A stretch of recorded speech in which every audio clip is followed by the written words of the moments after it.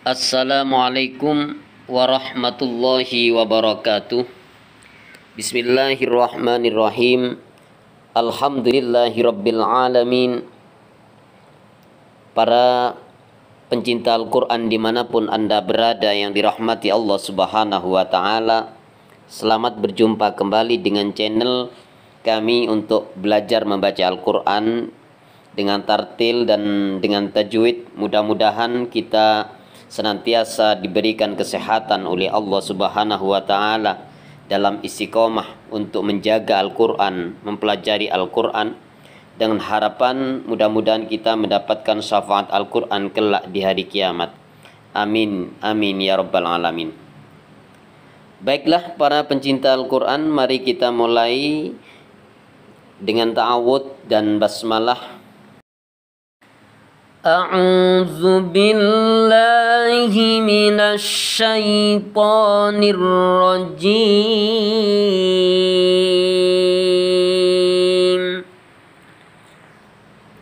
Bismillahirrahmanirrahim.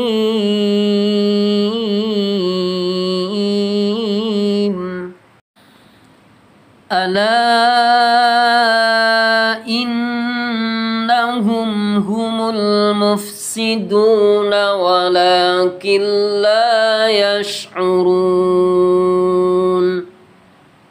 Kita ulang kembali. Innahum humul mufsiduna walakin la yash'urun. Sekali lagi.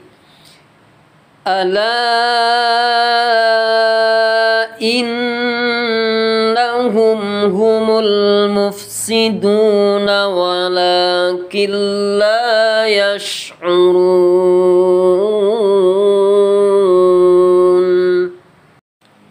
Baiklah, mari kita urai satu ayat Al-Baqarah ayat ke-12 di atas ini. Pertama, lafadz ala, ya. Ala in, di situ adalah ada mat, ya, ada mat tabi'i la, kemudian bertemu dengan hamzah. In, ini hamzahnya. Ini bukan alif ya, tapi hamzah. Jadi perlu diingat, kalau alif itu biasanya sebagai pemanjang saja.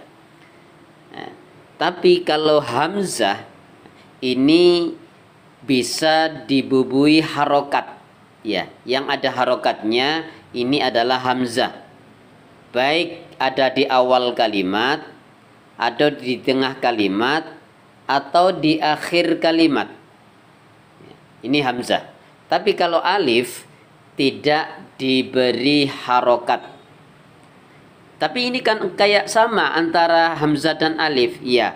Berarti kalau sama itu tetap hamzah yang ada harokatnya, cuma numpang saja di alif. Karena hamzah itu banyak sering numpang di alif, di ya, juga di huruf waw, itu hamzah. Kemudian ala in ini dibaca mad jaiz munfasil, karena huruf mad bertemu dengan hamzah beda kalimat. Adapun panjangnya 4 sampai 5 harokat atau 2,5 alif.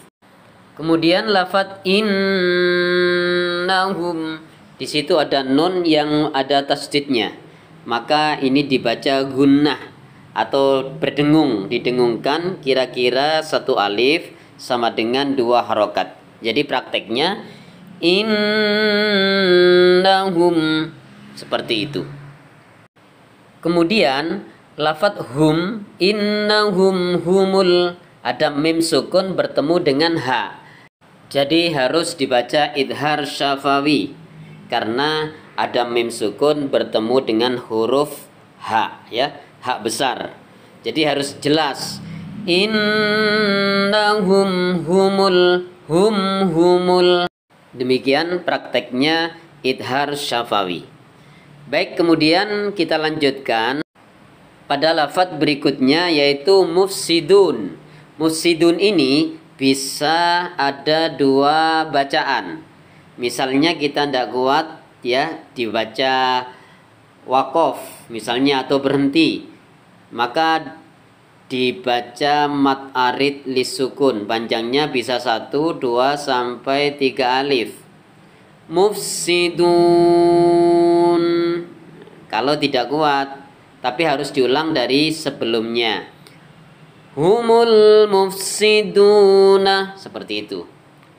Kemudian cara yang kedua, bila wasol dibaca mat tabi'i, panjangnya 1 alif sama dengan 2 harokat.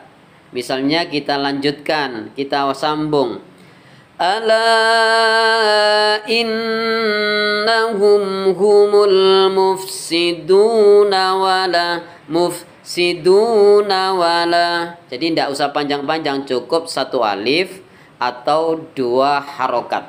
Ini kalau wasol. Kalau disambung, maka tetap bacaan mat tabi'i. Beda kalau waqaf tadi harus jadi mat arid lis sukun karena nanya harus dimatikan. Ya, nun yang berfathah, berharokat fathah maka harus dimatikan sukun. Kalau dihentikan di situ.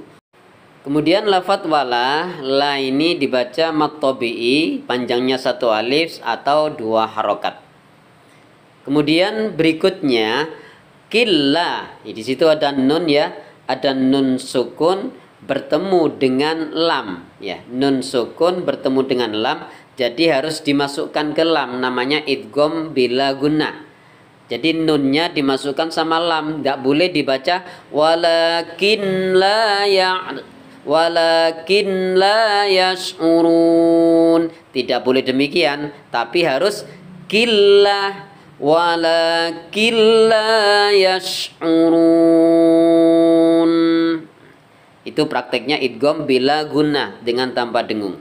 Kemudian la-nya dibaca mat, artinya mat tabi'i, panjangnya 1 alif atau 2 harokat. Jadi la yash seperti itu. Kemudian pembahasan yang terakhir, lafadz yash'urun, urun. Ini dibaca mat arid lisukun, panjangnya 1 atau 2 atau 3 alif. Tinggal pilih saja, bisa 1 alif, 2 alif sampai 3 alif. Namun sebaiknya dibaca 3 alif. Jadi kalau 3 alif berarti sama dengan 6 harokat, 6 gerakan. La yash'urun walakin la yash'urun. Itulah uraian bacaan ayat 12 dari surat Al-Baqarah. Sebelum kita tutup, mari kita ulang 1 kali lagi, mudah-mudahan bermanfaat.